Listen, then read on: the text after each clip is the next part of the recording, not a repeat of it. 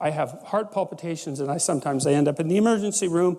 Increasingly, my interactions in the world are restricted. I find myself staying at home. I'm afraid I'm going to die of a heart attack.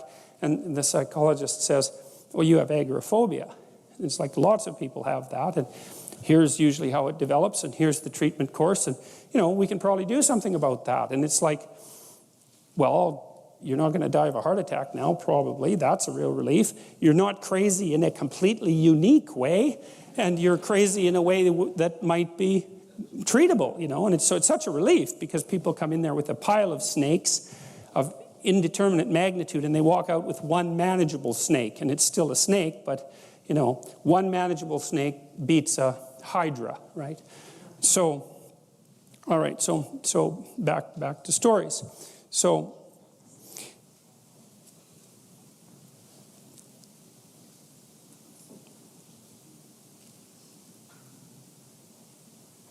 the stories that we tell and that we live in are fundamentally ways that we deal with the complexity of the world.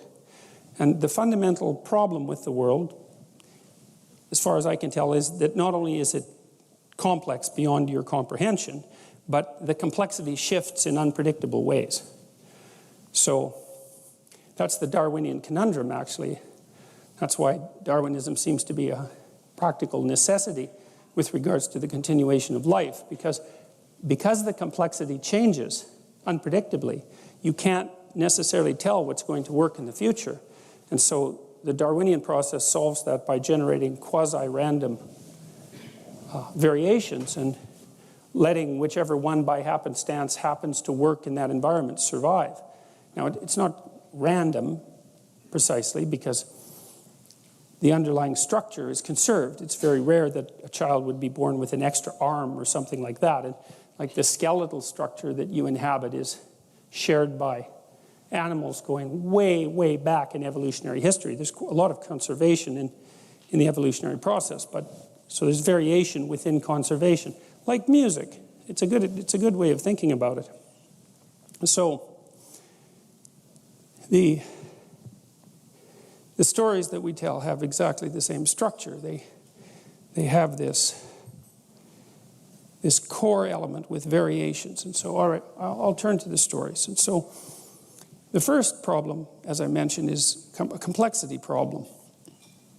Things are just too complicated to get a handle on. And that actually has serious consequences, because what happens to everyone eventually is that their lives become so complicated that they die. So, and many terrible things can happen to you on the way to dying as well that are complexity related, right? You can develop a serious illness that you can't get a handle on.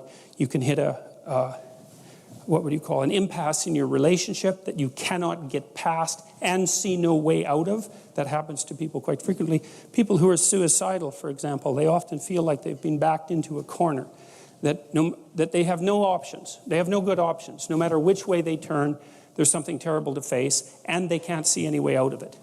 And sometimes that's more true than you'd like to think, because we also tend to like to think that people's problems are primarily psychological, but they're not. And that's one thing you learn quite rapidly as a clinician, is that most of the time people don't come to you because they have mental illness. They come to you because they have a complexity management problem.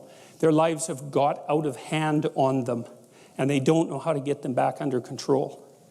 And so all sorts of things can do that. And then, of course, that can make you anxious or depressed. It can trigger all sorts of illnesses. But the fundamental problem is still that things have got beyond you.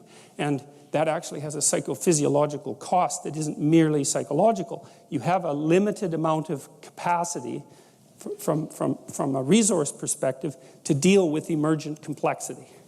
There's just not enough of you.